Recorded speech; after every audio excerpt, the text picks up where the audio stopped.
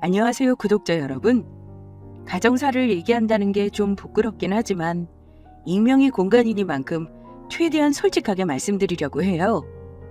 저는 어린이집 다니는 귀여운 아들을 하나 키우는 평범한 30대 후반 주부입니다. 아이 육아를 위해 직장을 쉬고 있고 판교에 살고 있습니다. 친정 근처에 살고 이곳으로 2년 전에 이사 왔습니다. 오기 전에는 수원에 살았어요. 남편 직장이 수원이기도 하고 시댁이 그쪽이거든요. 그런데 친정 근처인 이 동네로 이사 오게 된 속 터지는 이유가 있어요. 물론 이사 올 당시에는 속이 뒤집히긴 했지만 지금은 오히려 잘 됐다 싶어요. 왜냐하면 지금은 시댁과 절연했기 때문입니다. 단도직입적으로 절연한 이유를 먼저 말씀드리자면 시어머니가 치사한 짓을 하셨어요. 구독자님들은 혹시 남에게 내 것이라고 생각했던 걸 빼앗겨 본 경험이 있으신가요? 다른 말로 눈 뜨고 코 베인다고 하죠? 저는 다른 사람도 아닌 시가 식구들, 특히 시모에게 이런 황당한 경우를 당했습니다. 뭘 빼앗겼는지 미리 말씀드리자면 바로 신혼 때부터 살던 집입니다. 황당하죠? 대체 무슨 사정이 있길래 집을 빼앗겼냐 하실 겁니다. 솔직히 말해 내가 살던 집이니 시모가 달라고 해도 안 내주면 그만이라고 하실 수도 있어요. 저 역시 그런 마음이었고요. 하지만 시어머니가 당신 명의 집이니 나가라고 하는데 도리가 있나요? 어쩔 수 없이 울며 겨자 먹기로 나갈 수밖에 없었죠. 우리 남편은 그 일로 자기 가족에게 지금까지 삐쳐 있습니다. 아니, 삐쳐있는 정도가 아니라 저보다 더 길길이 날뛰며 싸웠고 가지도 않겠다고 먼저 절연한 사람이기도 해요. 남편에게는 여동생이 하나 있는데요. 여동생 시집 보내는데 시어머니가 무리한 욕심을 내셨다가 일어난 일이라 남편은 동생 결혼식에도 가려 하지 않았습니다. 저라고 다르지도 않았죠. 하지만 그래도 마지막 도리를 하기 위해 시누이 결혼식에는 가자고 했습니다. 오히려 가지 않겠다는 남편을 제가 설득했죠. 지효 오빠, 그래도 아가씨 결혼식은 가는 게 낫지 않겠어? 그래야 나중에 당신도 할도리 했다고 큰소리치지. 나도 가고 싶어서 가는 건 아니야. 그래도 가서 잠깐이라도 얼굴 비추고 오자. 어머니가 오늘 아침에도 전화하시더라. 어머니 전화 차단해놓고 받지 마, 그냥. 당신도 가기 싫으면 굳이 그러지 않아도 돼. 내가 가기 싫어서 안 간다는데 누가 뭐래? 나 당신한테도 그렇고 장인 장모님한테 얼굴 못 들 지경이야. 근데 당신 데리고 내 동생 결혼식 차마 못 가겠다. 안 가도 아무도 당신 뭘 할 사람 없으니까 내 말대로 해. 나는 뭐 가고 싶어서 가자는 줄 알아? 솔직히 아가씨 결혼한 집안 대체 얼마나 대단한 집안이길래 당신네 집에 그런 말도 안 되는 요구를 하나 싶어서 얼굴 한번 보고 싶은 것도 있어. 상견례 때 못 가서 얼굴도 모르잖아. 여보, 우리 가자. 가서 대체 얼마나 잘난 집안인지 두 눈으로 확인 똑똑히 하고 오자. 그리고 다시는 안 보고 살면 되는 거 아니야. 남편을 설득한 끝에 결혼식을 가기로 했는데요. 우리 남편도 참 웃긴 게 끝까지 자기 열받는 티를 내고 싶다고 동생 결혼식인데 양복도 안 입고 개량 한복 입고 갔습니다. 사실 남편이 중학교 교사예요. 학교에서 선생님들과 몸살림 동호회 회장을 하고 있는데 동호회 활동할 때 입는 개량 한복을 입고 가겠다고 집을 나서더라고요. 당연히 저는 남편에게 정장을 입으라며 몇 번을 말렸습니다만 남편은 그렇게라도 해야 조금이나마 분이 풀리겠다며 놔두라고 하더라고요. 심지어 저더러 하얀 원피스를 꺼내 입으라고 난리치는 거 겨우 거절하고 얌전한 원피스를 입고 갔네요. 아무튼 신우의 결혼식 참석할 때까지만 해도 우리 부부는 기분이 썩 좋지 않았습니다. 썩 좋지 않은 게 아니라 사실 더러운 기분이었죠. 하지만 그렇게 억지 도리를 하고자 참석한 신우이의 결혼식에서 세상 황당한 구경을 하고 돌아왔습니다. 왜냐고요? 결혼식장에서 파혼 아닌 파혼을 당한 신우이를 보고 왔기 때문이거든요. 아마 구독자분들이 지금껏 들으신 파혼 사연 중에 가장 황당한 케이스 탑3 안에 들어갈 사연일 겁니다. 얘기하자면 시간을 좀 더 과거로 거슬러 올라가야겠네요. 그때는 제가 막 두돌진한 우리 지호를 육아하느라 정신이 없을 때였습니다. 남편과 저는 결혼해서 수원 시댁 근처에 24평짜리 신축 아파트에 신혼살림을 꾸렸습니다. 열심히 돈 모아 아이가 초등학교 갈 때쯤에는 더 넓은 집으로 이사할 계획이었죠. 누구나 그렇듯 우리 부부 역시 조금씩 재산 불리는 재미, 살림 늘리는 재미로 살았어요. 원래 우리 부부는 결혼할 때 양가 부모님 도움받지 않겠다고 미리부터 약속을 했었어요. 그런데 둘 다 동갑내기 30대 초반이니 모은 돈이 얼마나 있겠습니까? 전세를 얻게 해도 대출을 받아야 하는 상황이었죠. 사실은 친정엄마가 모자란 돈 보태주시겠다면서 집을 사라고 했었는데 남편이랑 제가 극구 거절했습니다. 나중에 정말 도움 필요할 때 받겠다고요. 시댁에다가도 당연히 그렇게 말씀드렸고요.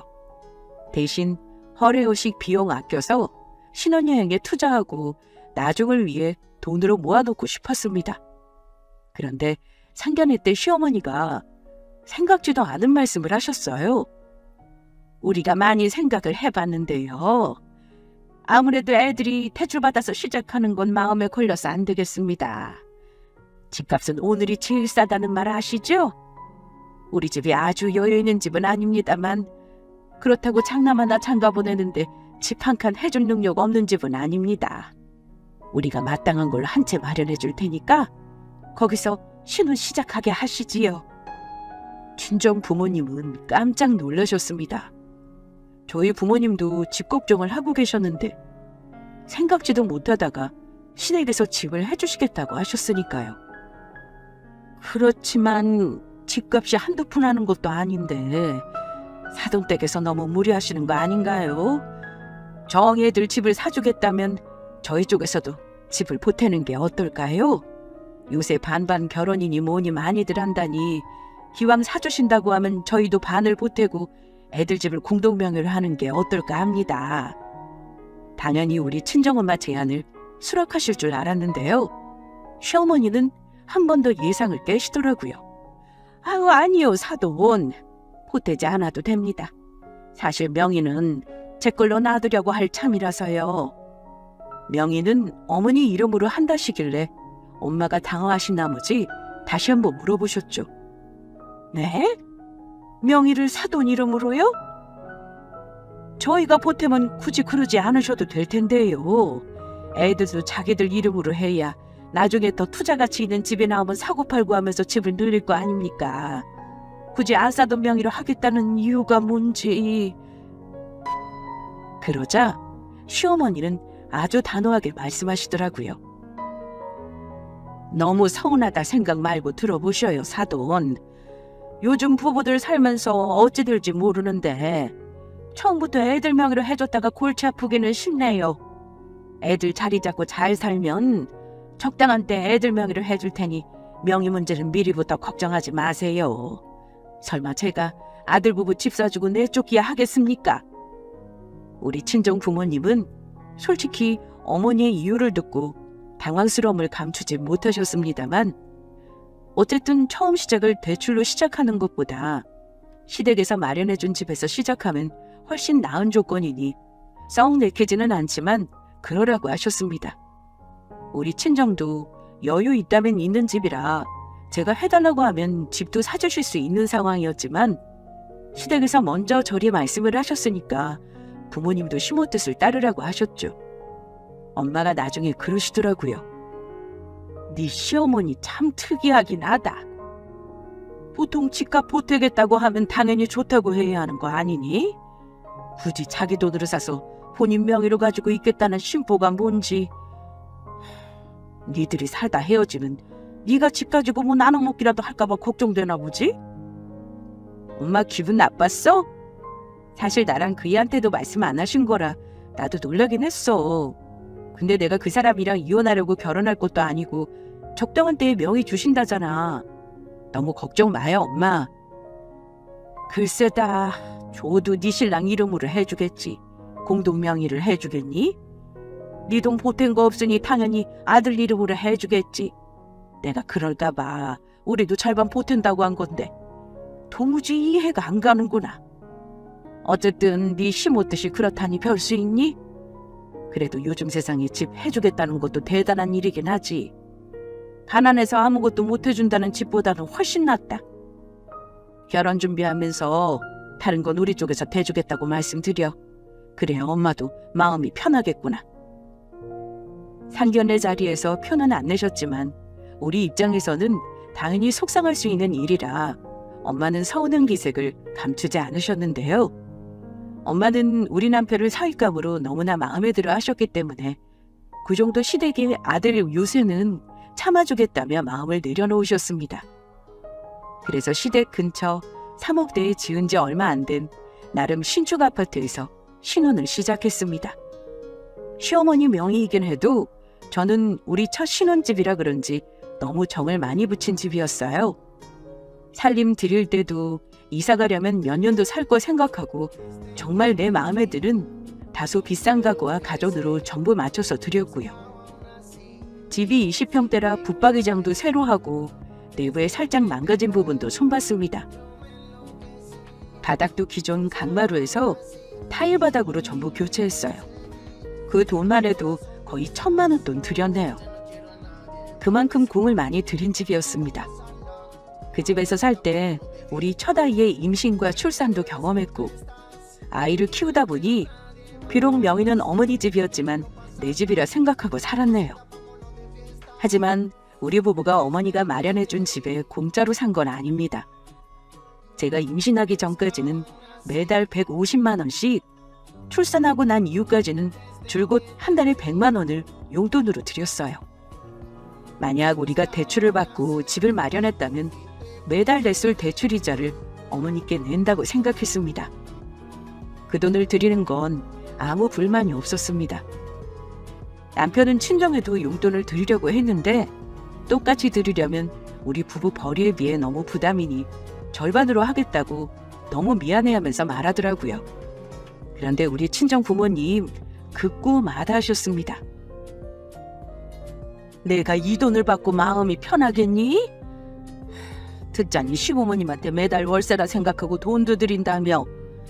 이 돈은 넣어두고 나중에 니들 형편 피면 그때 줘. 지금은 부모 용돈 매달 줄 때가 아니다. 엄마 아빠는 사는데 이 돈 없어도 아무 지장 없으니까 마음 불편해하지 말고. 엄마 아빠 서운할까 봐 그렇지. 김서방 꼭 드리라는데 마다하지 말고 받아요 엄마. 아 서라 서 엄마 싫어. 이럴 거면 엄마 너 볼 때마다 마음 아파서 싫어. 얼른 너도 엄마 말대로 해. 받아도 마음 불편한 돈은 싫다면서 나중에 우리 자리 잡고 이제는 받아도 되겠다 싶으면 그때 받으시겠다고요. 어쨌든 친정 부모님께는 죄송했지만 엄마 말이 사실이긴 했으니까요.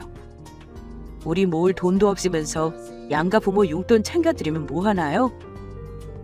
친정 부모님 배려 덕에 저는 남편이 벌어오는 돈 아껴가며 알뜰살뜰 살림하고 아이가 두돌 때까지 자상한 남편과 싸움 한 번 하지 않고 오순도순 살았습니다. 갑자기 신우이가 결혼을 한다고 하기 전까지는 말이죠. 남편은 여동생이 하나 있는데 여동생이 28로 저보다 3살이 어립니다. 저는 신우랑은 결혼 전도 그랬고 결혼 후에도 그리 가깝게 지내지는 않았습니다. 신우는 대학서 피아노를 전공하고 학원을 차리려고 경험을 쌓느라 개인 레슨도 하고 학원에서 파트타임으로 아이들 가르치는 일을 했어요. 신우이는 얼굴도 예쁘고 뭐랄까 좀 도도한 스타일이었어요. 저 시집갈 때는 만나는 사람도 없었는데 남편 말로는 눈이 머리 꼭대기에 달려있을 정도로 높아서 어지간한 남자는 자기 동생한테 명함도 못 내민다는 말을 듣긴 했습니다. 제가 봐도 그랬어요. 인서울 어지간한 대학 음대 나온 데다 얼굴도 이쁘장하니 따르는 남자도 많을 것 같았고요. 그런데 신우이는 눈이 엄청 높아서 소개팅도 사짜 직업 남자 아니면 나가지도 않는다고 하더군요. 그런데 시어머니도 신우이랑 똑같았습니다. 저한테 주변에 적당한 신랑감이 있으면 소개 좀 해보라고 하시면서 한다는 말이 이랬으니까요. 예, 지호엠이야. 너는 혹시 우리 서연이 소개해줄 적당한 남자 없니? 일반 회사원 말고 전문직으로 말이다. 네? 그런 잘난 남자는 제 주변에 없죠. 대신 학교 선배들 중에 구민권 다니는 사람은 몇몇 있는데 제가 다리 한번 놔볼까요? 증권회사나 은행 다니는데 돈 꽤나 많이 번다고 하던데? 어머, 됐어. 돈 세는 남자 만나라고 내가 우리 딸 돈 들여가며 음악 시켰겠니? 사자 들어가는 전문직 아니면 가당치도 않지. 신우나 시모나 둘 다 머리 꼭대기가 아니라 하늘 꼭대기에 눈이 달려 있었어요. 어지간한 남자는 쳐다볼 것 같지도 않았죠. 그랬던 신우이가 난데없이 결혼하겠다면서 신랑감을 데리고 오겠다고 하는 겁니다. 당연히 저는 어떤 남자인지 궁금했어요. 그런데 제가 말도 꺼내기 전에 시어머니가 벌써부터 예비 사회자랑을 엄청 하시더라고요. 그런데 만난 지 1년도 안 돼서 결혼을 하겠다고 집에 정식으로 인사를 하러 온다고 했다더군요. 글쎄, 우리 서연이가 아주 기가 막힌 신랑감을 구해왔지 뭐냐. 자그마치 의사란다. 이번 주에 와서 정식으로 인사한다니까 니들도 꼭 와. 어머, 아가씨가 그렇게나 까다롭게 신랑감을 고르더니만 의사 남편을 만나려고 그랬나 봐요. 그래, 우리 딸 정도면 의사는 만나야지. 어쨌든 우리 서연이 신랑감 첫인사 오는 거니까 니들도 점심시간 맞춰서 꼭 오너라. 어머니는 의사 사위를 본다는 생각에 아주 들떠 있더라고요. 그 들뜬 마음이 목소리로도 고스란히 느껴졌습니다. 저도 신우가 눈이 높다는 건 알고 있었지만 의사 남편을 얻을 줄은 몰랐습니다. 흔히 말하길 의사 남편감 얻으려면 열쇠 3개는 준비해야 하고 병원 개원도 처가에서 해줘야 한다잖아요. 우리 시댁이 못 사는 편은 아니지만 그 정도 재력을 가진 집은 아닌데 아마 의사 신랑감이 조건 같은 거 따지지 않는 집안인가 보다 짐작했습니다. 왜냐면 솔직히 말해 요즘 의사도 같은 의사끼리 결혼하는 경우가 많다더라고요. 신우는 음악을 전공한 거 말고 명문대로 나온 것도 아니고 프리랜서로 개인 레슨만 할 뿐 딱히 지금 직업이 좋은 것도 아닌데 만약 콧대 높은 의사 집안이었다면 며느리감으로 눈에 차지 않았을 테니까요. 아마도 의사 신랑이 우리 아가씨를 엄청 좋아하는구나 싶었죠. 어쨌든 예비 신랑감이라고 신우이가 데려온 사람을 저도 많이 기대했습니다. 대체 의사라는 사람들은 어떤 분위기일까 하고요.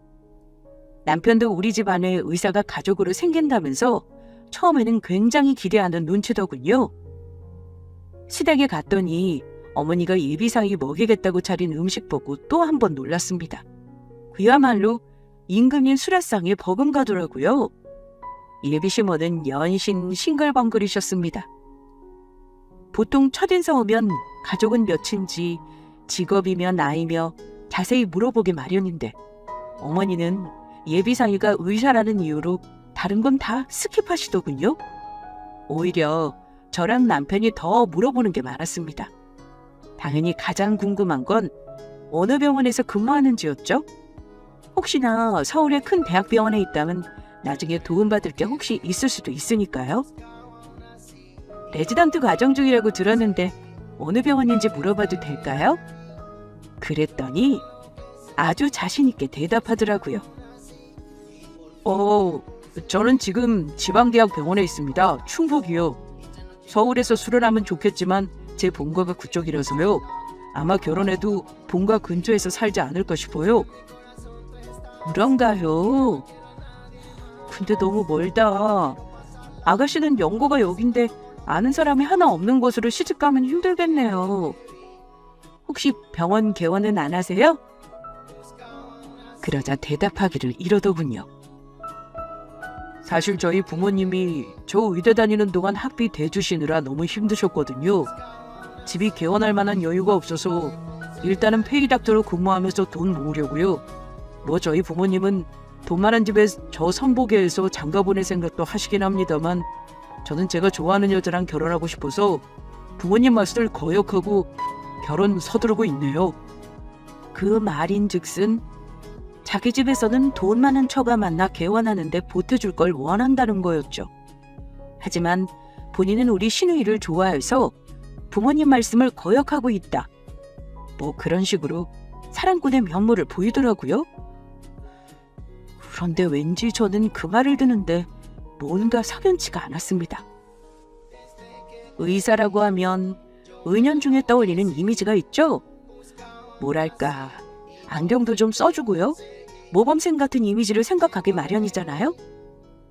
그런데 신우이가 되려온 신랑감을 보고 저와 남편은 내심 놀랐더랬습니다. 왜냐면 상상했던 이미지와 너무 달라서요. 인물은 멀끔했어요. 소위 말하는 꽃미남이긴 했습니다. 그런데 대학병원 레지던트면 제일 시간 내기 어렵고 힘들 때인데 전혀 피곤한 기색이 없어 보이더라고요. 예비처가에 인사 오느라 때 빼고 광냈으면 그럴 수도 있겠다 싶었는데 문제는 다른 데 있었습니다. 저는 사람 상대하는 일을 하기 때문에 몇 마디 대화를 나눠보면 대충 그 사람의 수준이 대강은 파악이 되거든요.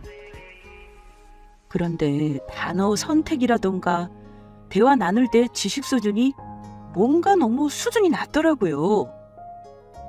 그런데 어머니는 제가 꼬치꼬치 예비사위에게 질문을 하는 것이 마음에 들지 않으셨나 봅니다. 아이고, 이 서방! 자네가 우리 서연이를 좋아한다는데 자네 부모님도 결국에는 우리 서연이를 며느리로 받아들이실 걸세. 정모하면 우리 집에서 자네 병원을 이쪽에다가 내주면 어떻겠나? 그까짓 거 어려운 일도 아니지. 만약에 그게 가능하시다면 제가 충북 본가로 내려가 살 필요도 없겠네요. 그렇지만 병원 개원하는 게 보통 일은 아니라서요. 돈이 생각보다 많이 드는 일인데 차마 제가 그리 해달라고 말씀은 못 드리겠습니다. 이미 어머니는 사위가 혹시나 딴맘을 먹고 부잣집 여자에게라도 눈이 돌아갈까봐 당장 빚을 내 병원이라도 차려줄 기세였습니다. 신우이 역시 혹시나 신랑이 마음을 바꿀까 조바심을 냈고요. 저와 남편은 그런 어머니를 보고 큰일이다 싶었죠. 왜냐하면 정말 대산을 들어서 병원을 차려줄 것처럼 보였거든요. 남편과 저는 집에 오면서 의사사위 바라시는 어머니가 알아서 결정하시겠거니 하고 대화를 나누었습니다. 그런데 그 불똥이 우리 부부에게 튈 줄은 몰랐습니다. 얼마 후 어머니가 우리 부부에게 긴히 할 말이 있다고 집으로 부르시더라고요. 저는 신우이 결혼 때문에 의논할 거라는 건 짐작하고 있었습니다. 남편과 미리 현금 보태줄 금액도 대충 정해놓은 상태였고요. 그런데요, 시어머니는 우리 부부에게 정말 황당하고 어이없는 소리를 하시더라고요. 우리 부부를 부르신 이유는 황당하게도 우리 사는 집을 내달라는 거였습니다. 니들이 우리 서연이한테 집 좀 내줘야겠다. 저와 남편은 순간 황당하여서 난데없이 왜 저런 소리를 하시나 싶었습니다. 네? 어머니, 집을 내달라뇨? 저희 지금 살고 있는 집 말씀하시는 거예요? 그럼 그 집 말고 뭐가 있겠니? 두말할 거 없어. 우리 서연이 날 잡은 거 알지? 이 결혼 꼭 성사시키려고 내가 얼마나 서둘렀는 줄 알아? 병원 개원할 돈 끌어모으려니 아주 죽을 맛이구나. 돈 몇 푼 보탤 생각은 하지 말고 차라리 너희 사는 집 비워주면 그게 도와주는 일이다. 일단 우리 집에 의사사위 들어오기만 하면 나중에 그깟 집이 대수겠니? 엄마, 그렇다고 우리 식구 사는 집을 당장 내놓으라고 그러시면 우린 어쩌고요? 서연이 결혼은 알아서 해야지 왜 우리가 피해를 봐야 하는 건데요? 저는 거의 멘붕 상태였고 남편이 따져 물었습니다. 그러자 어머니는 대뜸 화를 내시더라고요. 그 집 명의가 누구인지 잊었어? 니들은 어차피 다른 데로 이사갈 생각하고 있었잖니. 결혼해서 3년이 넘었으면 빚을 내서라도 더 넓은 데로 갔어야지. 이 엄마만 믿고 그러고 있다니? 나는 니들한테 그 집 준다고 한 적 없다. 설마 니들 그 집을 통째로 가질 생각은 아니었지? 몇 달 상간에 집 비워라. 대충 전세라도 얻어서 일단 나가. 이러다 우리 소연이 의사 혼쳐놓치면 니들이 책임질 거야? 그 잘난 의사 집안에서 집 하나 못 해준대요? 아니 왜 우리가 집을 해주냐고요? 반반 보태는 것도 아니고 왜 엄마가 이렇게 못 퍼져서 쩔쩔 매시냐고요? 그쪽에서 더 좋은 원처 있으면 마다하지 않겠다잖니. 일단 의사 사위 찾고 파야 하잖아. 그래서 우리가 집 해주고 이쪽 동네 개원도 해주기로 했다. 일단 가족만 되면 니들이 도와준 거 다 갚아줄 거야. 그러니 엄마 말대로 해. 더는 말 안 해. 니들이 버티면 그 집 팔아서 다른 집 살 거니까 일단 내가 말한 기간까지 집 빼라. 내가 해준 집인데 내 맘이지. 남편과 저는 어머니와 신랑이 했지만 어머니는 이미 아들도 나몰라라 하시는 태도셨습니다. 아들이고 며느리고 간에 의사 사위를 반드시 보고야 말겠다는 의지로 우리는 길거리에 나 앉아도 상관없다는 듯 당장 집을 비우라고 하시더라고요. 사위를 놓치면 우리 책임인 줄 알라면서요. 남편은 당연히 어머니에게 엄청나게 화를 냈습니다. 어머니, 그렇게 의사 사위가 좋으면 그놈한테 명의도 줘버리고 차라리 아들 삼지 그래요? 어머니, 지금 단단히 잘못하시는 거예요. 이렇게까지 하면서 서연이 시집 보내면 어머니가 뭐 대단하게 돌려받을 거라고 생각하세요? 어머니, 우리 집 내놓으라고 하시면 저도 앞으로 이 집에서 아들 노릇 할 생각 없으니까 그렇게 하시던가요. 그래, 의사 사위 보는데 아들 며느리가 대수냐? 네 말대로 내 아들 삼을 테니 내 집에나 당장 비워놓아라. 어머니는 남편 말에 꿈쩍도 하지 않았습니다. 긴 말 필요 없으니 집 비워놓으라는 말에 남편은 절연하겠다 소리 지르고 저와 아이를 데리고 집으로 와버렸네요. 저는 그날 잠도 못 자고 걱정하느라 꼬박 밤을 새웠습니다. 남편과 얘기하니 집을 안 비우고 버티겠다고 하더라고요. 하지만 그러다 어머니가 정말 우리에게 말도 없이 금매로 집을 팔아버리면 낭패 보는 건 우리잖아요. 저는 그날 어머니의 기세를 보고 농담으로 하는 말이 아니라는 걸 알았기에 일단 집을 빼 준비를 했습니다. 급하게 전세를 알아보다가 생각할수록 어이가 없어서 친정 부모님께도 말씀드렸죠. 당연히 집을 이사가는 건데 부모님도 아셔야 할 일이니까요. 우리 친정 부모님 반응은 제가 굳이 말 안 해도 짐작하실 겁니다. 그날로 우리 시어머니를 만나겠다고 난리치신 부모님을 간신히 말렸네요. 그렇게 며칠 고민하고 있었는데 동생에게 들으니 우리 친정엄마가 제 얘기 듣고 알아놓으셨다고 하더라고요. 그러다가 엄마가 하루는 저희 집까지 찾아오셔서 저와 남편에게 이러셨습니다. 내가 아빠랑 의논을 해봤는데 아무래도 니들 이참에 우리 집 근처로 오는 게 어떻겠니? 우리가 너희 집 얻어주마. 요즘 집값이 비싸긴 하다만 니들 결혼할 때 원래 엄마도 집 사는데 돈 보태기로 했었고 마침 엄마가 아파트 전세 올려받아서 여윳돈이 좀 있어. 그러니까 걱정 말고 이 집은 빼주도록 해. 장모님, 제가 차마 뵐 낯이 없습니다.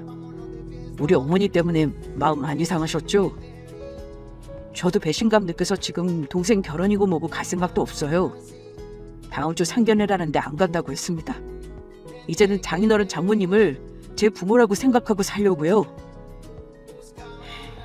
자네 속상한 거 왜 모르겠나. 나도 몇 날 며칠 잠을 못 잤는데 자네랑 우리 딸은 오죽하겠어. 그래도 어쩌겠어. 어쨌든 자네 부모가 그리 하겠다니 도리가 있나.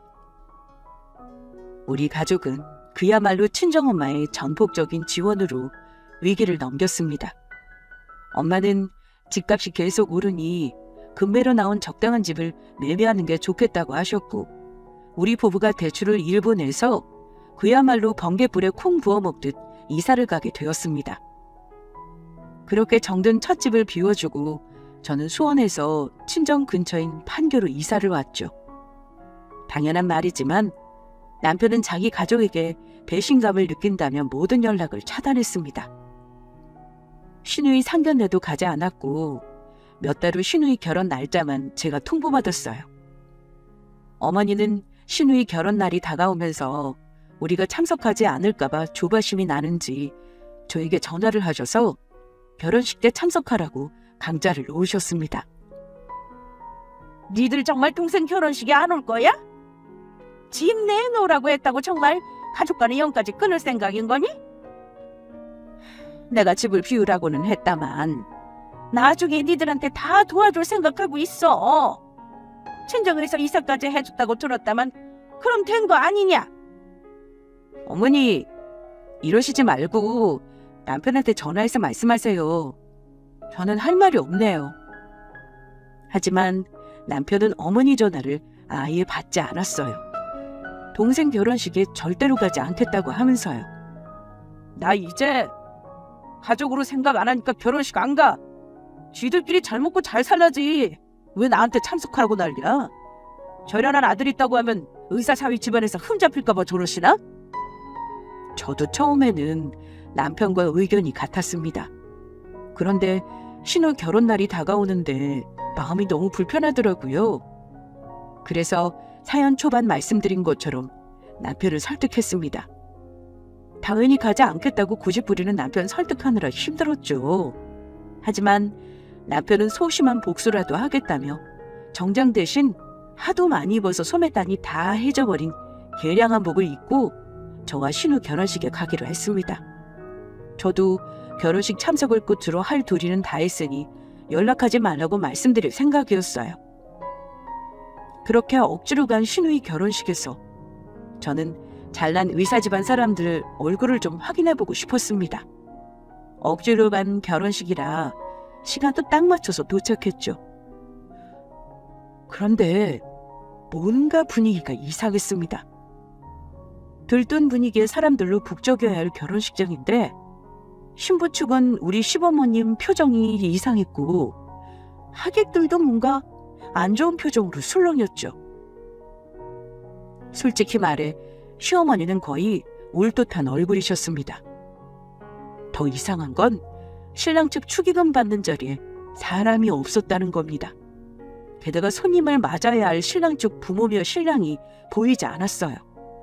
여보, 분위기가 뭔가 이상하지 않아? 아니 지금 당신 어머니랑 아버지만 계시고 신랑 쪽 가족 아무도 안 보이잖아.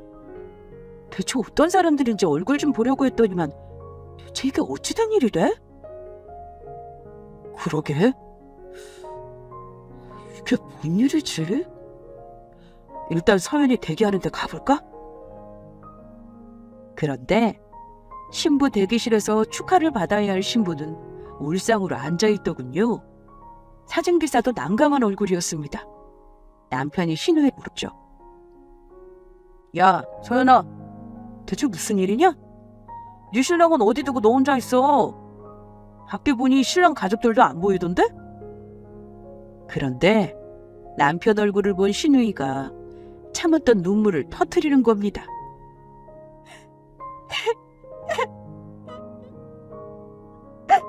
오빠, 이제 오면 어떡해? 나 결혼 망한 것 같아. 어쩜 좋아? 사람들이 다 왔는데 남편이라는 인간이 오늘 아침에 출발한다는 전화를 마지막으로 연락두절이야.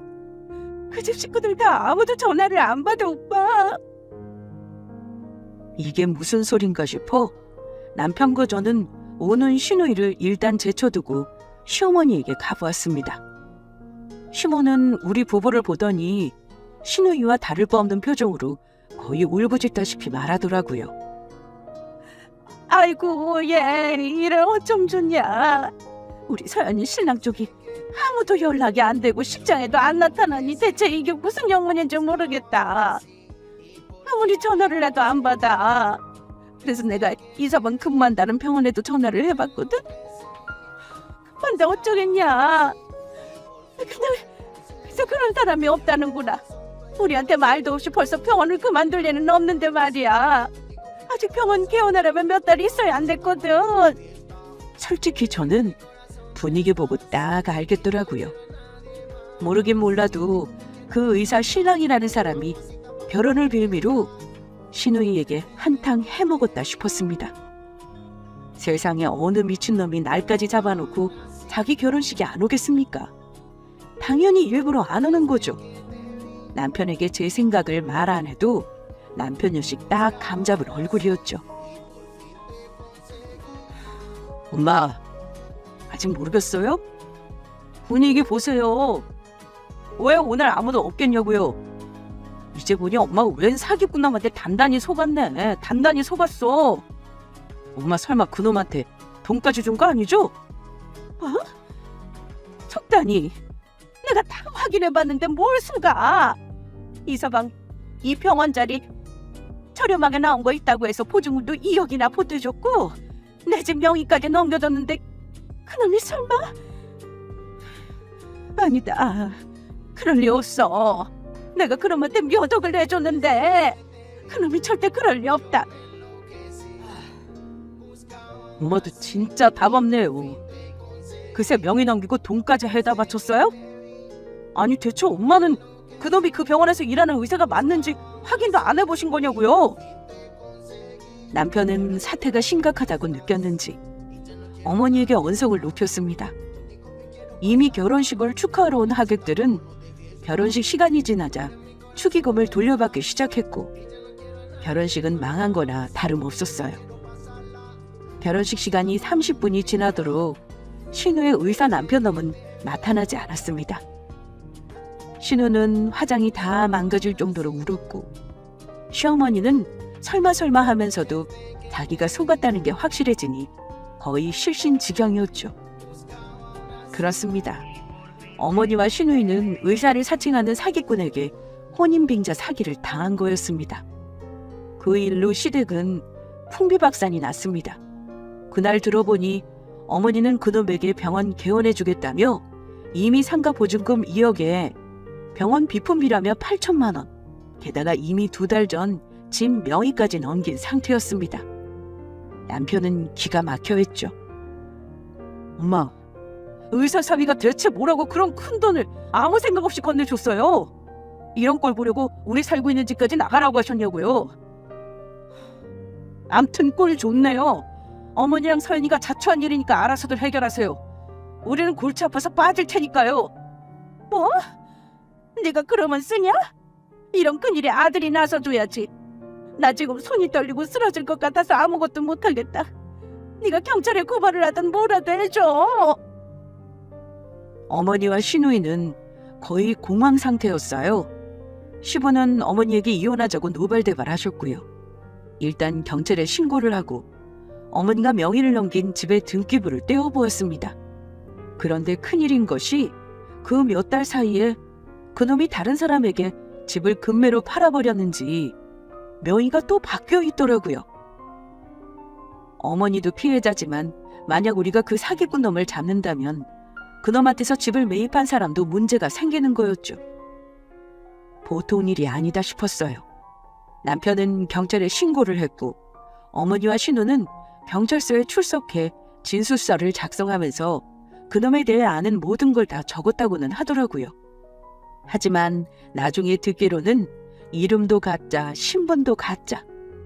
뭐 하나 진짜인 게 없던 놈이더라고요. 사기꾼의 문제가 뭔지 아나요? 사기꾼은 남을 속여놓고도 잘못인 줄을 모르고 뻔뻔합니다. 그리고 돈을 절대 다시 내어놓지 않죠. 어디론가 빼돌려놓고 교도소 가서 몇 년 살다 나와 남 등쳐먹은 돈으로 호의호식하며 삽니다. 그냥 사기꾼에게 들어간 돈은 못 돌려받는다 생각하면 되는 거죠.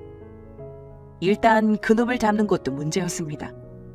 저는 예전에 서운함은 서운함이고 어쨌든 신호가 안 됐다는 생각이 들었어요. 그래서 남편에게 도와주자고 말했는데요. 남편은 저와 생각이 달랐습니다. 자기 할 도리는 여기서 끝이래요. 신우이는 결혼 파탄나고 운전생활을 하는 듯 했습니다. 어머니는 머리 싸매고 들어누우셨죠. 아무리 시댁이 여유가 있다고는 하나 몇 억이 푼돈은 아니니까요. 본인들 노후자금으로 쓸 돈을 다 빼주고 아마 막막하셨을 겁니다. 어머니는 그제야 저와 남편에게 사과를 하시더군요. 내가 니들한테 진짜 몹쓸 짓 했다. 의사 사위가 뭐라고 눈이 돌았는지 작정하고 속이는 놈을 어찌 당하겠니? 내가 욕심이 많아서 눈이 어두웠던 거지. 이제 어쩌면 좋으냐. 당장 건진 거라고는 이 집뿐이다만 담보대출까지 몇천 받아서 그놈을 줬으니. 아이고, 니들이 우리 좀 도와줄 수 없을까? 어머니는 사과를 하시면서도 또 슬쩍 우리에게 도움받을 구실을 찾으시더라고요. 저는 안 된 마음이 들면서도 어머니가 답답하고 화가 났습니다. 어머니, 저희도 살기 팍팍해요. 친정에서 집 얻어주셨지만 남편 외벌이에 대출 갚느라 힘들어서요. 그래도 집 한 칸은 있으신 거잖아요. 대출은 시누이가 갚던지 알아서 하셔야죠. 하지만 남편은 마음 약한 저와는 달리 아주 쐐기를 박아버리더라고요. 엄마, 내가 할 일은 경찰에 신고하는 걸로 끝이에요. 나는 더 이상 엄마랑 서연이 때문에 골치 아프기 싫네요. 엄마가 우리 살던 집 빼달라고 했을 때부터 나는 이미 우리 가족만 생각하기로 했어요. 그러니까 엄마도 우리 도움 받을 생각하지 말고 그놈 잡아서 족치든 회를 뜨든 앞으로 일은 알아서 해결하세요. 너는 왜 그리 사람이 매정해? 우리 이사날이 났는데 알아서 하라는 거냐? 매정하다고요? 어머니 손주랑 살고 있는 집에서 나가라고 한 어머니만 하겠어요? 저 그냥 하는 말 아닙니다. 결연하겠다고 말하는 거예요. 아시겠어요? 다시는 우리 집사람한테 전화해서 귀찮게 하지 마시고요. 어머니가 모두 욕심내서 생긴 일이라는 것만 알아두세요. 여보, 가자. 이 집에 오는 건 오늘이 마지막이야. 저는 인사도 제대로 못하고 시댁을 나왔습니다. 그날 이후 2년이 넘도록 저는 시댁에 가지 않고 있어요. 물론 그동안 여러 가지 일들이 있긴 했습니다. 그 의사를 사칭한 사기꾼이요. 몇 개월 만에 경찰에서 잡긴 잡았다고 들었습니다. 하지만 현금으로 걷는 돈은 아직도 받지 못했다고 하네요. 집도 문제가 복잡하다고 들었어요. 남편은 저에게 골치 아프니 신경 쓰지 말라고 해서 저도 그냥 신경 끊고 살고 있습니다. 솔직히 말하면 의사사위 노래 부르던 어머니가 너무 원망스럽기도 하고 집에서 나가라고 눈알 부라리던 모습을 생각하면 분한 마음이 아직까지 들기도 해요. 어쨌든 닥쳤던 게 신세된 시모와 신우가 불쌍한 신세가 된 건 맞습니다. 그 많은 돈 털리고 집 담보까지 냈으니 그냥 망한 거나 다름없었죠. 그놈의 의사사위가 뭐라고 아들과 며느리를 쉽게 보셨는지. 이 모든 사태는 모두 어머니가 자초하신 일이라고 생각해요. 어쨌든 저보다는 남편이 배신감이 더 큰 듯합니다. 아마도 우리 남편은 계속 자기 가족과는 연을 끊고 살 결심인 걸로 보여요. 저도 큰 이변이 없는 한 남편 의사를 존중할 생각이에요. 어떠셨나요? 이기적이고 욕심 많은 시모에 대해 구독자분들은 어찌 생각하시는지 궁금합니다. 정말 아들에게 저런 사람이 있을까 싶으시겠지만 우리 시모같이 욕심 많은 사람은 본인의 욕망을 채우기 위해 때론 자식도 나 몰라라 한다는 걸 말씀드리고 싶네요. 시댁과의 절연 사연은 여기까지 하겠습니다. 지금까지 긴 이야기 들어주셔서 감사합니다. 안녕하세요. 저는 현재 서울에 거주 중인 30대 초반의 여자입니다. 명절 관련 뉴스를 보다 보니 명절 때문에 스트레스 지수가 높아진다는 기사가 나오더라고요. 그중에 1위가 주부였어요. 만약에 제가 결혼을 하지 않았었다면 왜 명절에 주부가 스트레스를 받지 하고 생각을 했을 겁니다. 저희 집안은 명절을 좋아하거든요. 너나 할 것 없이 함께 여행 다니면서 일상에서의 스트레스를 푸는 그런 날이 명절이었습니다. 하지만 저는 결혼을 하면서 명절이라는 게, 시댁이라는 게, 남의 집 가족이 된다는 게 이렇게나 역 같은 거구나라는 걸 처음 알았습니다. 마마보이 남편놈에다가 여자는 벌레만도 못한 취급을 하는 시댁. 저는 그런 인간들한테 질려서 그대로 이혼해버렸어요. 남편이라도 멀쩡했다면 어떻게 참고 살았을 것 같기도 한데 남편이라는 인간도 영 개차반이라 이렇게 살다가는 내 인생 다 말아먹겠다 싶어 그대로 이혼 도장 찍어버렸습니다. 그럼 지금부터 제가 결혼했던 남편, 그리고 그 인간의 가족들에 대한 이야기를 들려드릴게요. 제 이야기 잘 들어주세요. 아이고, 우리 며느리 왔네. 유라네 집은 차례 안 지낸다고 했었나? 우리도 뭐 차례 지낸다고 해봤자 음식하는 거 별로 없으니까 걱정 안 해도 돼. 아이고, 큰애 너는 좋겠다. 너랑 나랑 둘이서 하던 거 이제 손이 하나 더 늘었으니 일 그래도 줄겠네. 자, 내가 유라 너한테 주려고 선물 사왔지? 결혼하고 처음 맞이한 명절. 그날부터 저는 제가 잘못된 선택을 했다는 걸 알게 되었습니다. 결혼 전 방문했던 시댁의 분위기와는 너무도 달랐어요. 일단 형님이 저를 바라보는 그 눈빛. 그 눈빛은 뭐랄까요? 어서 도망쳐! 라는 그런 눈빛이었습니다. 남편은 시댁에 도착하자마자 곧장 거실로 가서 자리를 잡고 앉아 있었고요. 저는 도착하자마자 시어머니 손에 이끌려 부엌으로 들어갔습니다. 시어머니는 제게 줄 선물을 준비했다며 한껏 들뜬 모습으로 제게 쇼핑백 하나를 내밀었어요. 그 선물이 무엇일 것 같으세요? 옷? 신발? 내가 우리 유라한테 꽃무늬가 딱 어울릴 것 같아서 예쁜 꽃무늬 있는 걸로 골라뒀지. 너희 큰형 입은 것도 내가 사준 거야. 앞으로 시댁 오면 이거 딱 입고 있으면 된다. 어때? 어머머, 너무 잘 어울린다. 아주 새색시네, 새색시야. 누가 봐도 새색시 같다. 응? 얘 큰애야, 유라 어떠냐? 응? 너무 잘 어울리지? 네, 동서 너무 잘 어울린다. 아, 감사합니다, 어머니. 시어머니가 제게 준 선물은 다름 아닌 앞치마였습니다. 아직도 그 앞치마가 잊혀지지 않아요. 저요, 이혼하던 그날 그 앞치마를 갈갈이 찢어버렸습니다. 보기만 해도 오라가 치밀었거든요. 어쨌든 시집온 기념이라며 제게 준 앞치마. 흰 바탕에 분홍색 꽃이 자잘하게 새겨진 그 앞치마. 시어머니는 제게 앞치마를 입히고는 너무 만족해 있어요. 제일 소름 끼치는 말이 뭐였는 줄 아세요? 앞으로 시댁 오면 이거 입고 있으면 되겠다라는 그 말이었습니다.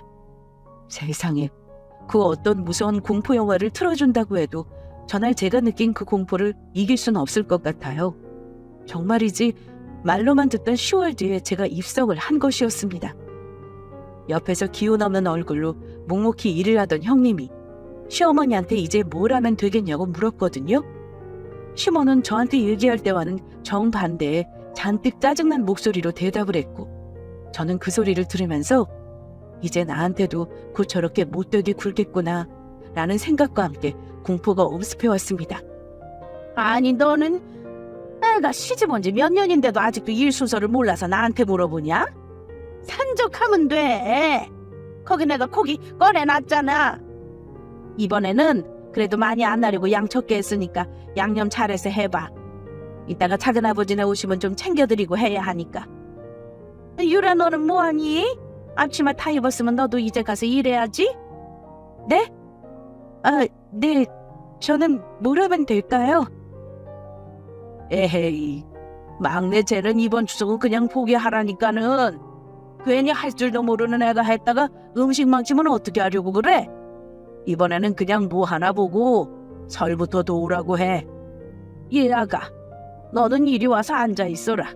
너희 시어머니랑 형님 하는 거 보면서 설엔 이거 어떻게 해야 하나 그거 공부해. 저도 일을 하라는 시어머니를 말리던 시아버지. 순간 감동이었지만 역시 부부는 한마음이라고. 시아버지는 당신 옆에 앉아서 시어머니와 형님이 하는 일을 보고 공부하라고 했습니다. 설에는 저도 거기에 껴서 제 몫을 하라고 말이에요. 그러면서 자랑스럽다는 듯 제게 건넨 말이 뭐였는 줄 아세요? 어떠냐? 시아버지밖에 없지? 내가 안 그래도 우리 막내 며느리 시집 온다고 보일러도 싹 바꿨다 이거야. 온수가 아주 콸콸콸 나올 거라더라. 아이고, 작년까지는 온수가 나왔다 안 나왔다 해서 너희 시어머니랑 저기 큰애가 얼마나 고생했는지 몰라. 오, 진짜? 아버지 보일러 새로 했어요? 이야, 며느리 사랑은 시아버지네. 아니, 자기야, 전에 온수가 나왔다 안 나왔다 해서 형수랑 엄마가 설거지할 때 손 시려워 죽겠다고 난리였거든? 잘 됐네. 엄마, 물 따뜻하게 잘 나와? 아유 그럼 물이 얼마나 따뜻한지 설거지 10시간을 하라고 해도 할 수 있겠다니까. 이게 무슨 대화인지. 저는 처음에 저희 부부가 명절에 자고 가니까 따뜻하게 자라고 아니면 뭐 따뜻한 물로 씻으라고 보일러 바꾼 줄 알았더니만은 설거지? 설거지 할 때 좋으라고 바꿨다는 거였습니다. 저런 말을 아무렇지 않게 한다는 것부터가 이상하지 않나요? 거기다가 시어머니라는 사람은 뭐가 좋다고 하하하 웃는 건지. 그 집안에서 여자는 거의 노예나 다름없었어요. 밥 먹을 때도 남자들은 거실에서 여자들은 부엌에서 덜그럭거리며 펴지는 밥상 펴놓고 먹었습니다. 전도 못난 모양만 따로 모아두었던 거 그거로 먹었네요. 남자들은 거실에서 상 받아 먹으면서 전 좀 더 갖다 달라, 술 좀 더 갖다 달라. 참, 무슨 엉덩이에 본드를 발라 붙여놓은 것도 아니고 아주 꼼짝을 안 했어요. 아야, 왜 그래? 뭐야, 표정이 왜 이렇게 안 좋아? 어디 아파? 혹시 소화 안 되는 거 아니야? 소화제 가져다 줄까? 아야! 왜 이래 정말? 뭐가 문제인데? 말을 해줘야 할 거 아니야? 장난해 지금? 아버님이랑 아주버님이 안 일어난다고 오빠도 그냥 앉아서 놀고 먹고 있을 거야? 뭐야 지금? 내가 오빠랑 결혼한 거야? 아니면 내가 뭐 식모로 취직을 한 거야 뭐야? 뭔데? 다들 뭐가 그렇게 엉덩이가 무거워서 거실에서 술이나 먹고 앉아있는 건데? 나는 그렇다 쳐도 형님 배가 만삭인데 어떻게 된 게 아무도 도와줄 생각을 안 해? 나 여기 와서 지금 한 번도 못 앉고 계속 일만 한 거 알아? 그래. 밥 먹을 때 잠깐 앉았네. 그것도 먹을만 하면 물 가져다 달라, 정 가져다 달라. 아주 그냥 입만 살아가지고 말이야. 지금 뭐 하는 거야? 그 꼴을 보고 있자니 속이 뒤집혀 죽을 것 같더라고요. 그래서 남편을 밖으로 불러내서 꼬집고 아주 난리를 쳤습니다. 너무 괘씸하잖아요. 자기네들이 뭐가 그렇게 대단하다고 세상의 방바닥에서 입만 나불나불. 남편 놈은 제가 하나하나 다 따지고 들으면서 얘기를 하자 그제야 눈치를 보더라고요. 그러면 그놈은 저랑 결혼하기 전까지 평생을 저렇게 당연하다는 듯 시어머니랑 형님이 해주는 음식, 가져다주는 술을 당연하게 받아먹었다는 거잖아요. 정말이지? 그때 저는 제대로 알았다니까요. 내가 결혼을 잘못했구나 하고 말입니다. 그런데 가만히 보니까 시어머니가 더 문제더라고요. 어머머, 이놈의 기집애가 미쳤나봐. 너 어디서 출가회의니 명절 당일에 친정을 와? 어느 안 가? 박서방, 자네도 제정신이야? 어디 출가회의 데리고 처가에 먼저 와? 아이고, 너 빨리 안 가? 얼른 너희 시댁 가서 일하고 내일 오든가 해. 얘가 아주 미쳤나봐, 응? 엄마 왜 그래 진짜. 시어머니가 가라고 하셨다니까는. 정말 미치겠네. 내가 친정도 내 마음대로 못 와? 출가회의는 그런 게 어딨어 요즘 세상에. 아이고 됐어. 요즘 세상이고 나발이고. 나랑 너희 아빠는 너 명절 당일에 친정 오는 거 절대 용납 못해. 어디서 집안 망신을 시키고 있어. 너 얼른 시댁 가. 학사방 자네도 말이야. 이런 식으로 굴면 사돈이 우리 집안을 뭘로 보겠나? 응? 얼른 얘 데리고 본가로 가. 얼른. 세상에나. 신우이가 명절 당일에 자기 친정이라고 왔는데 시모랑 시부가 쫓아내고 있었어요. 어디서 출가회의니 명절 당일에 친정에 오냐고 말입니다. 말 다 했죠. 뭐 결국 신우이는 엉엉 울면서 다시 시댁으로 갔어요. 참네. 여러분이 보시기엔 어떠세요? 제가 시집 갔던 그 집안 솔직히 말해서 제정신이 아니지 않나요? 그냥 자기네들끼리 조선시대에 살고 있는 듯 했습니다. 그렇게 결혼하고 처음 맞는 명절에 저는 시댁에 대해 학을 뗐습니다. 제대로 말이에요. 자기야, 내 양말 어디 있어? 자기야, 내 속은 어디에 둔 거야? 자기야, 라면물 이거 어떻게 맞춰야 해? 자기야. 남존여비 사상이 가득한 집안에서 자라온 남편. 남편은 아무것도 할 줄 몰랐어요. 양말이 어디 있냐, 뭐가 어디 있냐, 라면은 어떻게 끓이냐, 하나부터 열까지 다 알려줘야 했습니다. 그런데 딱히 놀랍지도 않았어요. 명절을 겪고 나니 남편이 왜 혼자서 제대로 할 줄 아는 게 아무것도 없는지 충분히 이해가 갔기 때문입니다. 그렇지 않나요? 설거지할 때 추우니 보일러 갈아주고, 시어머니는 명절에 찾아온 딸 출가 회의니 몹쓸 짓 하는 거라면 내쫓는데 말 다 했죠. 저는 남편과 출근 시간이 달랐거든요. 저는 9시까지 출근을 해야 했고 그놈은 영업직이라 자유로운 편이었어요. 저는 출근하느라 바빠 죽겠는데 그놈은 운전 중인 저에게 시도 때도 없이 저딴 질문을 하기 위해 전화를 계속해댔습니다. 자기야, 나 지금 운전 중이야. 그런데 자꾸 이렇게 전화하면 내가 심란하잖아. 어? 내가 한두 번 말해? 양말 속옷 안방 왼쪽 서랍 첫 번째랑 두 번째 있다고 몇 번을 말해? 몇 번을? 아니 왜 짜증을 내? 사람이 모르면 물어볼 수 있는 거지. 알았어. 아니 자기야, 끊지 말아봐.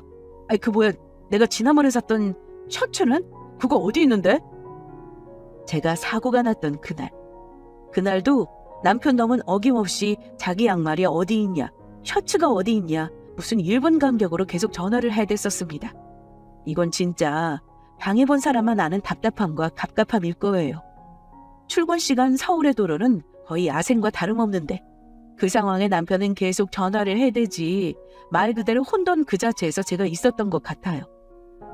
옷장 열어보면 되잖아. 어? 나 운전 중이라 전화 끊기 힘드니까 자기가 빨리 끊어.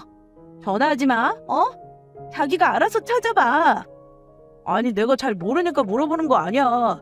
셔츠가 어디 있다는 거야? 첫 번째 옷장? 아니면 서랍이야? 아니 옷장에서 안 보여서 그래. 나도 출근해야 되는데. 아 진짜.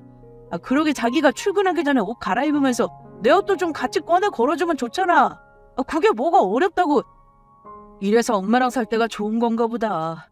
우리 엄마는 나 출근하기 전에 딱 옷 다려서 걸어놔주고 했는데 진짜 안 보여. 셔츠 옷장에 둔 거 맞아? 정신 나간 인간이 자기 엄마는 옷을 달아서 걸어줬었다는 둥 툭하면 우리 엄마는 이랬는데 우리 엄마는 저랬는데라는 소리를 해댔죠. 그래서인지 더더욱 시모가 싫어졌던 것도 있는 것 같네요. 어쨌든 남편 놈이 저딴 소리를 해대자 저도 화가 났고 그럼 너네 엄마랑 살아라 소리를 지르다 결국 접촉 사고까지 나게 되었습니다. 자기의 전화 때문에 제가 사고까지 나고 나서야 남편 놈은 제게 이것저것 물어보는 걸 줄이기 시작했어요. 정말이지 무슨 자식 키우는 것도 아니고 하나부터 열까지 다 가르쳐야 하는 남편 놈 덕에 저는 결혼하고 나서 오히려 더 늙어가는 듯 했습니다. 제 노화에 한몫을 더한 건 시어머니도 있었죠. 그래. 이제는 좀 통화가 되니? 아이고 어떻게 된 게 우리 막내 며느리랑 통화하기가 대통령이랑 통화하기보다 더 힘든 것 같네. 그러게요 어머니. 오늘따라 회의가 계속 잡혀서요. 부재중 전화 많이 찍혀있던데 무슨 일 있으신 거예요? 시어머니나 남편이나 전화에 중독된 사람들 같았습니다. 남편도 그러더니 시어머니도 저한테 시도 때도 없이 전화를 해댔어요. 왜 전화를 했냐고요? 아니 뭐 무슨 일이 있어야 전화를 하냐? 그냥 뭐 니들 잘 먹고 잘 살고 있나 해서 전화한 거지. 너 요새 일이 바쁜가 보다. 참, 여자가 못하는 팍간일 하겠다고. 너 그렇게 일하고 나면 뭐 집에 들어가서 밥이나 제대로 짓겠니? 우리 석훈이 밥은 잘 먹이고 있는 거야? 네가 아무리 바쁘다고 해도 네 남편 밥은 네가 챙겨야 한다. 어? 아니다. 아니 너도 뭐 평생 엄마가 해주는 밥만 먹고 자랐을 텐데 네가 뭘 얼마나 제대로 차리겠어? 너 그러지 말고 저녁 차릴 때마다 나한테 반찬 차림 사진 좀 찍어서 보내라. 내가 사진 보고서 뭐 부족한 반찬이나 너한테 말해주마. 너도 그럼 내가 얘기한 대로 하면 되니까 편할 것 아니야. 에? 어머니 저도 요리할 줄 알아요. 그리고 저나 오빠나 보통 퇴근하면서 밥 먹고 들어오느라 주말이나 돼야 둘이 같이 밥을 먹지 평일에는 같이 밥 먹기도 어려워서. 어머머 얘가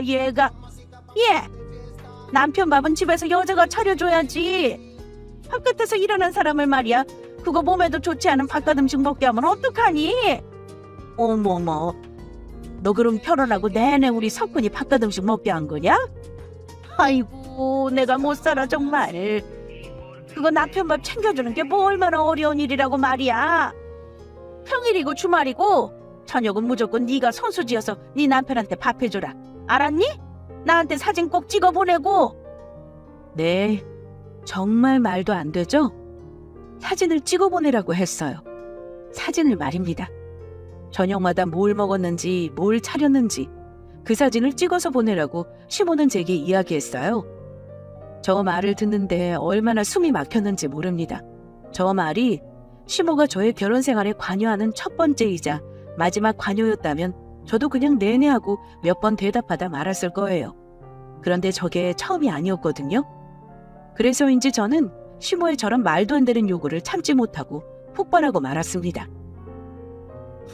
어머니, 그냥 그럼 오빠한테 평일에는 어머님 계신 본가에서 가서 지내라고 할게요. 그게 저도 편하고 어머님 마음도 편하실 것 같네요. 제가 직장을 안 다니는 것도 아니고 저도 일하고 들어오면 힘들고 피곤해요. 그리고 오빠나 저나 둘 중 아무나 시간 여유 있는 사람이 전역하고 하는 거지 무조건 저보고 하라고 말씀하시는 것도 솔직히 듣기 좀 그래요. 뭐? 얘 유라야, 너 그렇게 말하는 거 아니지? 남들이 들으면 내가 너한테 뭐 시어미 노릇하려고 들은 줄 알겠다. 어? 아니 남편 밥 차려주라고 하는 게 그게 내가 잘못된 거니? 그게 이상한 거야? 아이고 뭐 석훈이를 평일에 본가에서 지내게 하겠다고? 야, 얘 석훈이가 뭐 네가 키우는 개야? 어디 보냈다 데리고 왔다 하게? 응? 얘 말 진짜 이상하게 하네. 제가 말을 이상하게 하는 게 아니라 어머님이 저한테 요구하시는 게 이상하다는 생각 안 드세요? 어머니, 저도 웬만하면 어머님이랑 이런 문제로 얼굴 붉히지 않고 싶은데요. 아무리 생각해도 이건 아닌 것 같네요. 지난번에도 어머님 저희 집 오셔서 안방 마음대로 들어오셔서는 저희 서랍장 벌컥벌컥 열어보시고 속옷도 그때 제가 얼마나 민망했는 줄 아세요? 아이고 유난이다 유난이야. 어? 내가 내 아들 속옷 뭐 입나 그것 확인도 못하냐? 나는 네 거 보려고 열어본 줄 알아?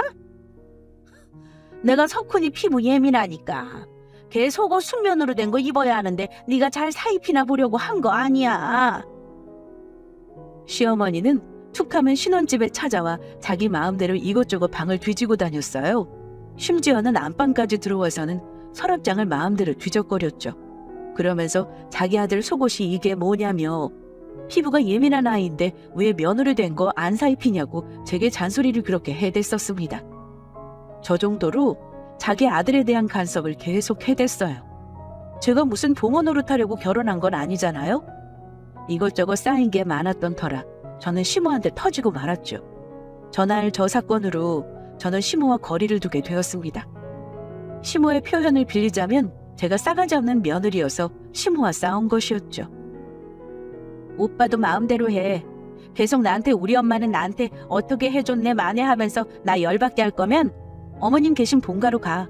알겠어? 나도 할 만큼 했고 참을 만큼 참았어. 더 이상 선 넘으면 나 그냥 오빠랑 이혼할 거야. 남편 놈한테도 선전포고를 했어요. 더 이상 말 같지도 않은 일로 사람 열받게 하면 이혼할 거라고 말입니다. 상황의 심각성을 느꼈는지 남편 놈도 더는 열받게 하지는 않더군요. 저는 차라리 나쁜 며느리로 있는 게 좋았어요.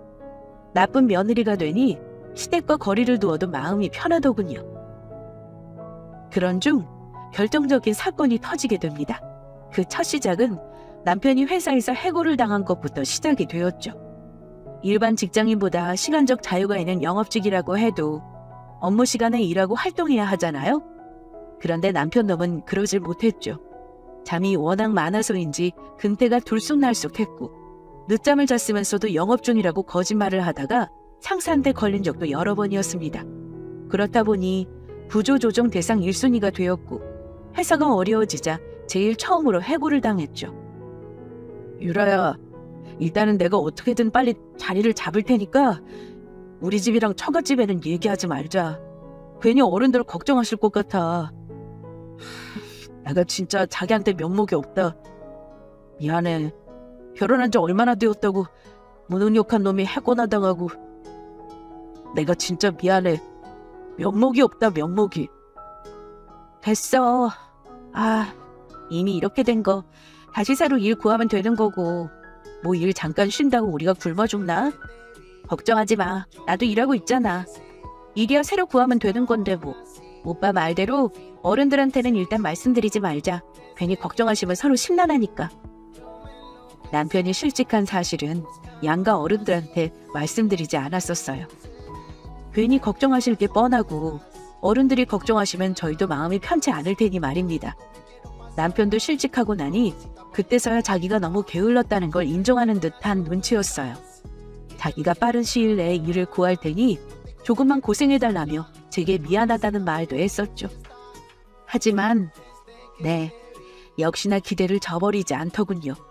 일을 구하겠다고 말만 할 뿐 집에서 꼼짝 않고 뒹굴거리기만 했습니다. 일 구한다는 게 유튜브 보는 거야? 유튜브만 들여다보고 있으면 누가 일거리 준대? 일 구한다고 한 지가 벌써 6개월이 넘었어. 6개월이. 지난번에 내가 면접 잡아준 것도 조건 안 맞는다고 싫다며. 자기가 자기 원하는 조건에 맞는 거 구할 거라며. 언제 구할 건데? 계속 이렇게 있다가 올 한 해 보낼 거야? 우리 나이 먹으면 먹을수록 새로 일 구하기 어려운 거 몰라서 그래? 내가 유튜브 보면서 노는 줄 알아? 이거 보면서 나도 노하우 공부하는 거야. 노하우 공부. 나 그래도 경력이 몇 년인데 내가 그깟 중소기업 들어가서 그 돈 받고 일을 해야겠어? 솔직히 자기가 생각을 해봐. 내 경력이 아깝지 않아? 자기도 남편이 중소기업 가서 허접한 돈 받고 일하는 것보다는 그래도 딱 멋들어지게 큰 데서 일하는 게 좋은 것 아니야? 아니, 나는 오빠가 중소기업에서 일하든 어디 대기업에서 일하든 아무 상관없어. 그냥 오빠 일하면 돼. 그러니까 유튜브고 뭐고 그만 들여다보고 좀 밖에 나가서 부딪히라고. 자꾸 이런 식으로 하면 나 진짜 오빠랑 살기 힘들어. 내가 이런 말까지 하면 오빠 자존심 상할까 봐 이런 소리 안 하려고 했는데 나 퇴근하고 와서도 일하는 거 알아? 오빠가 하루 온종일 먹고 그대로 둔 그릇 설거지부터 해서 밀린 빨래며 집 청소며. 내가 요즘 있잖아. 진심으로 내가 오빠 유머하려고 결혼한 건지 뭔지 구분이 안 가기 시작했어. 알아? 일 안 구하고 계속 그런 식으로 살고 싶으면 그렇게 살아. 대신 오빠 혼자 그렇게 살아. 알겠지? 또 왜 그래? 무슨 말을 또 그렇게 하냐? 진짜. 내가 지금 농담하는 것 같아? 나 진심이야. 나 이렇게 못 살겠으니까 그냥 헤어지자. 헤어지고 오빠도 내가 하는 잔소리 안 듣고 살면 속 편할 거 아니야? 나랑 이혼하고 오빠도 오빠 멋대로 살아. 나도 속 그만 쏟고 편하게 살래. 제가 이혼하자고 할 만하지 않나요? 출근할 때 있던 그 자리 그대로 남편 놈은 제가 퇴근하고 와서도 그 자리에 누워서 핸드폰만 들여다보고 있었습니다. 유튜브로 공부를 한다나요? 게임 스트리밍 하는 거 보면 누가 돈을 주나요? 일자리를 주나요? 그저 핑계뿐이었습니다. 거기다 집안일은 하나도 해놓지 않았어요. 적어도 자기가 먹은 그릇이라도 치워뒀으면 모르련만. 다 그대로 난장판이었고 저는 회사 일을 마치면 집에 와서 또 집안일을 해야 했습니다. 제가 이혼하자고 하며 남편놈 짐을 챙기자 그놈은 그제야 제게 싹싹 빌며 집안일이라도 하겠다고 했어요. 왜 꼭 그렇게까지 극한으로 가야 정신을 차리는 건지 저는 뭐 그 뒤로도 냉전 상태였고 그놈은 제 눈치를 보느라 집안일을 하기 시작했죠. 문 열어! 문 안 열어? 야! 이런 싸가지 없는 것이 말이야. 어디서 남의 집 자식을. 야! 문 열어! 문 안 열어? 그만해. 그만하라니까. 그만해 좀. 그러던 어느 날이었습니다. 남편은 제가 여느 때처럼 냉전 상태이던 때였죠. 남편놈이 음식물 쓰레기를 버리겠다면서 나가고 얼마나 되었을까요? 누군가 집 문을 부술 듯이 두드리면서 당장 문을 열라고 소리쳤어요. 그리고 그 뒤에서 남편의 목소리인 듯한 소리가 들렸죠. 삐비비 비밀번호 누르는 소리가 들리더니 다급한 발자국 소리와 함께 시어머니와 남편이 등장했습니다. 인사를 채 하기도 전에 저의 머리부터 발끝까지 음식물 쓰레기가 고스란히 끼얹어졌어요. 그건 다름 아닌 시어머니가 제게 뿌린 것이었죠. 네가 제정신이야? 네가 제정신이냐고. 너 애초에 내가 너 싸가지 없는 거 알아봤다만 어디서 말이야. 하늘 같은 남편한테 뭐 음식물 쓰레기를 버리게 해? 내가 우리 석훈이한테 설거지 한 번을 안 시킨 사람이야. 우리 석훈이가 얼마나 귀하게 자랐는데 내 아들한테 네가 감히 이딴 걸 버리게 해? 너 돌았니? 미쳤어? 세상에나, 도대체가 네 부모라는 인간들은 너한테 뭘 가르친 거야? 응? 어디서 싸가지 없게